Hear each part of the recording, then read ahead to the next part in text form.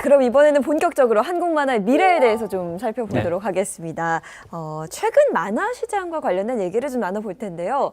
좀 재밌는 질문이긴 합니다만 작가님께서도 웹툰을 보시나요?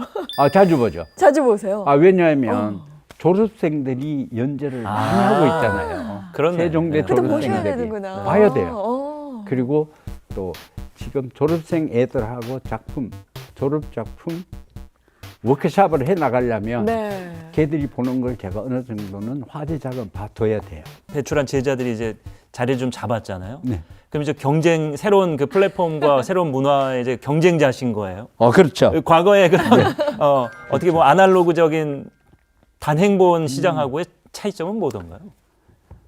가장 큰 차이는 역시 접근 방식이 아주 확연히 다르다고 그렇죠. 해야 될까요? 네. 옛날 출판 만화는 작가가 일방적으로 이야기를 이렇게 제공하는 데 비해 가지고 지금 인터넷 만화는 상방 소통에 의해서 만들어지거든요. 네. 끌어들이는 뭔가 다른 그렇죠. 차원의 요소가 필요하다. 계속 매주마다 서로 피드백을 해가면서 작가는 거기에 반응해서 작업을 하게 되거든요. 네. 그러니까 옛날에는 우리가 이야기를 쓰면 스토리를 쓴다, 시나리오를 쓴다라고 얘기했는데 지금은 스토리텔링이라고 얘기하거든요.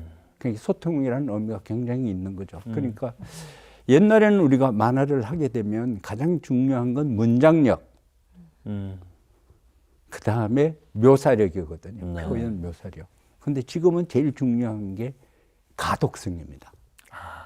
얼마나 이거를 읽고 쉽게 만들까. 그러니까 잘 그렸냐, 이쁘냐, 잘생겼냐 이거보다는 가독성입니다. 쉽게 볼 수 있느냐. 네, 그러니까는 글자 수도 적어야 되고요. 네. 긴 문장은 독자들이 예. 건너뛰어 버립니다. 맞아요. 그걸 횡간을 다 이해해가면서 읽어주지 않아요. 네. 횡간 가는 것 자체가 싫어가지고 찍습니다. 그래서 긴 대사가 안 되고요.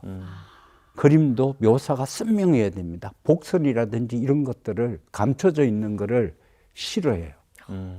가장 큰 건 출판 만화는 이렇게 가로 동선인데 읽는 게 이건 세로 동선. 스크롤이 돼야 되니까. 스크롤을 해야 되니까. 말씀하신 게 너무 지금 와닿는 게 제가 차가 이제 고장 난 지가 오래돼갖고 한 2달을 지하철을 타고 다니거든요. 그럼 이제 저는 아직도 그냥 지하철 타면 이제 책 읽는 시간 그래갖고 이제 출근 시간이 좀 기니까 네.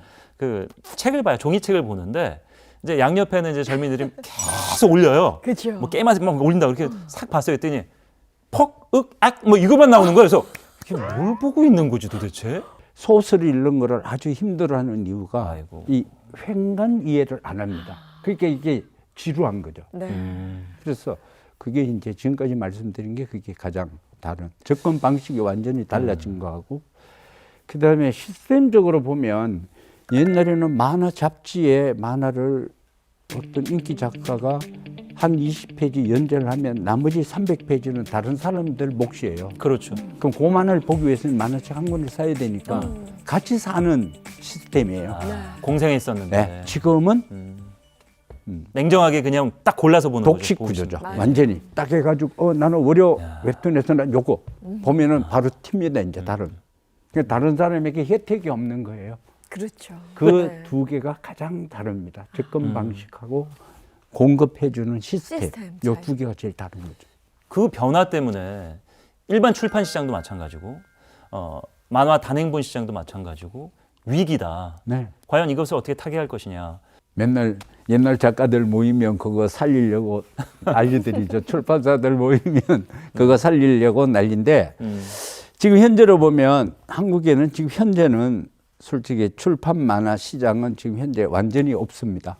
근데 기억을 이렇게 되돌려봐도 한국에서 우리 만화에서는 거의 한 번도 만화가 예술이나 문학으로서 취급받았던 적은 없었습니다. 언제나 만화는 지독한 가성비에 의해서 움직여줬었어요. 이 책을 몇 페이지로 만들어야 가장 잘 팔릴 수 있을까? 대본소와 이렇게 사실 서로 공생하려면 어떤 반응이 좋을까? 또 이 작가들이 작품을 내는데 얼마나 책을 건수를 내야 가장 효율적으로 이 작가의 브랜드를 계속 유지해 갈 수 있을까? 항상 그런 싸움이었지. 문화, 예술 어떤 그런 쪽으로 우리가 이 만화를 접근해 본 적이 없는 것 같습니다. 네. 그래서 출판 만화를 다시 살리려면 출판 문화로 접근하셔야지 출판 산업으로 접근하면 절대로 출판 만화 시장은 오지 않습니다.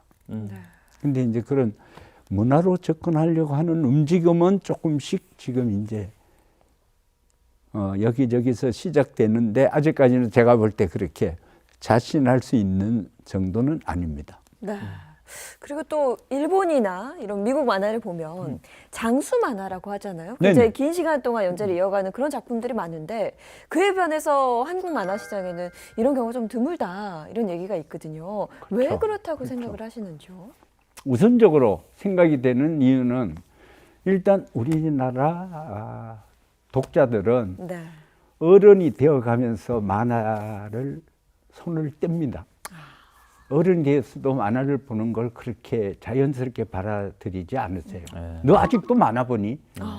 외국 뭐 유럽이나 일본이나 미국 같은 경우를 보면 잘 아시겠지만 만화 페스티벌이나 이런 데 가면 어른들이 다 분장하고 자기가 어렸을 때 맞아요. 엑스맨 네. 팬이면 자기도 울버린 복장으로 나오거든요. 그렇죠. 그걸 자연스럽게 그 문화를 즐기는 거예요. 그러니까 즐기죠. 그 즐기는 건 뭐냐면 자기가 어릴 때에 가졌던 그 꿈을 어른이 되었어도 안 버리는 거예요. 그러니까 우리 한국 이 사회에서도 독자분들이 컸어도 어른이 되었어도 어릴 때의 꿈을 안 잃고 현실에만 매달리지 말고 예. 그 꿈을 갖게 되면 네. 우리에게도 장수하는 만화가 나오겠죠. 네. 그러니까 그리고 또 하나의 이유는 뭐냐면 외국은 만화의 지적 재산권을 거의 출판사가 가지고 있습니다. 작가가 이렇게 힘들어지고 나이가 들어가도 또 새로운 작가를 공급시킵니다. 네. 스토리도 아, 세상이 이렇게 이어받아서 갈 수 있게. 네, 세상이 이렇게 바뀌면 예. 뭐 엑스맨이나 이런 것도 보면 세계관이 바뀌어 버려요. 그렇죠, 그렇죠. 네. 또 다른 재미를 줄 수 있는 그렇죠. 거죠. 새로운 작가가 투입돼 가지고 그 네. 엑스맨을 끌고 가는 거죠. 또 새로운 작가가 전문 작가가 그립니다. 다른 감각으로. 네. 그러다 보니까 그게 쭉 이어지는데 우리 같은 경우는 그게 작가가 거의 소유권을 가지고 움직이다 보니까 작가가 늙고 지치면 힘들어지는 거죠. 네. 그러니까 스타워즈나 이런 거를 한 사람이 어떻게 40년, 50년 주연하고 감독하겠습니까? 그렇죠. 어렵죠. 그래서 우리나라에서는 그게 거의 안 나왔는데 앞으로 이제 나올 거예요. 지금 지적 소유권이 이렇게 막 지각 변동이 일어나고 있거든요. 네. 그래서 한국도 웹툰에서는 이제 그런 장수하는 만화들이 앞으로 나올 겁니다. 네. 조금 저는 좀 슬픈 생각이 드네요. 나이가 들면서 사람들은 왜 이렇게 지독한 현실주의자로 변하게 되는가 말씀 들으면서 네. 네, 그런 생각을 하게 됩니다. 그래서 저도 생각을 좀 바꿨어요. 보던 그 책들 다 치우고 다음 주 월요일부터는 집에 어딘가 있을 저 작가님의 남벌 들고 지하철에서 당당하게 펼치고 보겠습니다. 브라보입니다. 꼭 그 인증샷을 제가 보내드리겠습니다. 저한테도 보내주세요. 꼭 온 대한민국에 다 예. 해드리겠습니다. 웹툰, 뭐 만화계에 반가운 소식이 있다면 앞서도 살짝 얘기를 했는데요. 이 웹툰들이 영화나 OTT의 소재로 활용이 되고 네네. 있다는 점이 아닐까 싶습니다. 이 한국 만화 시장에 이렇게 꾸준히 큰 관심을 받고 이어가려면 앞으로 나아갈 이런 성장하기 위한 방안들은 뭐가 있다고 생각을 하세요? 뭐 아주 그럼 간단한데요. 웹툰이 왜 이렇게 세계로 지금 나가고 있는가? 대한민국에서 많은 사람들이 웹툰을 보고 있는가라는 그 근본적 질문을 해보면 답이 나오거든요. 네. 자유예요, 자유. 자유. 생각하고 상상하고 생각하는 것은 무엇이든지 쓰고 그릴 수 있는 자유가 있었기 때문에 지금의 한국의 웹툰이 있는 거거든요. 웹툰이 처음 시작했을 때 어떤 평론가도 어떤 교수도 정치인도 관심을 안 갖고 있었어요. 그건 막 어린애들이 저기 마이너 문화로 있는 거니까 낙서치기 정도로 던져졌을 때 그게 서로 소통을 하면서 이 웹툰 시장이 만들어진 거거든요. 네. 그러니까 앞으로도 생각하고 상상하는 건 무엇이든지 쓰고 그리게 마음대로 네. 해봐라고 하면 네. 한국 웹툰은 세계의 웹툰이 되죠. 어. 그리고 한국 웹툰이 또 세계로 나간 그 기반 속에는 대기업 플랫폼이 있는 거죠. 두세 개의 그 대기업 플랫폼이 네. 일반 개인들이 하기 힘든 그런 글로벌 시장을 개척해 나간 거니까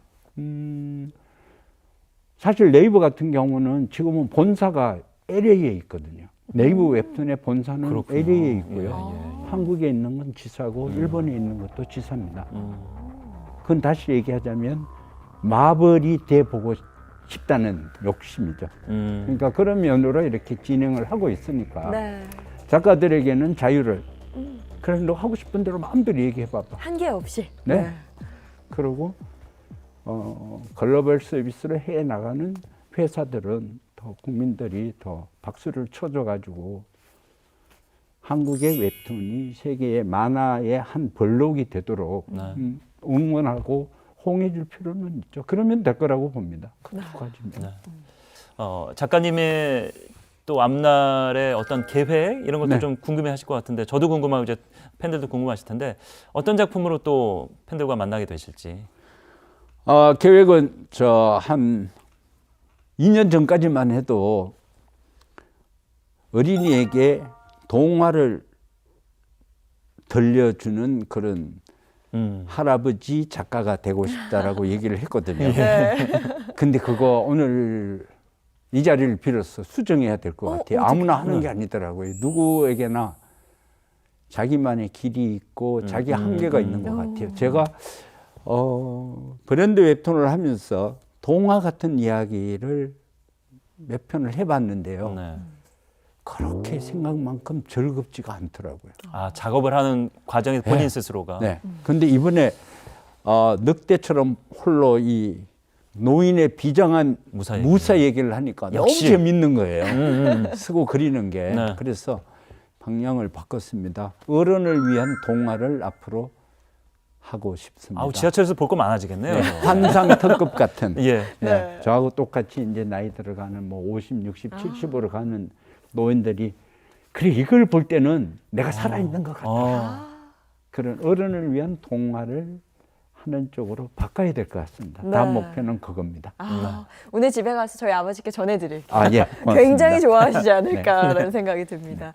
자, 오늘 이렇게 이현세 작가님을 모시고 한국 만화의 과거, 현재 그리고 미래까지 한번 저희가 다녀와 봤다라는 생각이 드는데요. 아쉽지만 어느덧 마지막 질문을 드릴 시간입니다. 최근에 뭐 정말 만화가나 뭐 웹툰 작가를 꿈꾸는 사람들이 굉장히 많습니다. 이들이 좀 좋은 만화를 그려내기 위해서 갖춰야 될 덕목이 있다면 자기에게 정직하라는 건데요. 결국은 같은 말입니다. 그러니까 네. 자기가 아는 만큼 쓰고 느낀 만큼 그리면 그 진정성에 의해서 자기와 같은 동시대의 사람 또 같은 처지에 사는 사람들은 공감하게 돼 있다. 그리고 더 많은 이야기를 하고 싶다라고 생각하시면 역시 독서에 의한 인문학.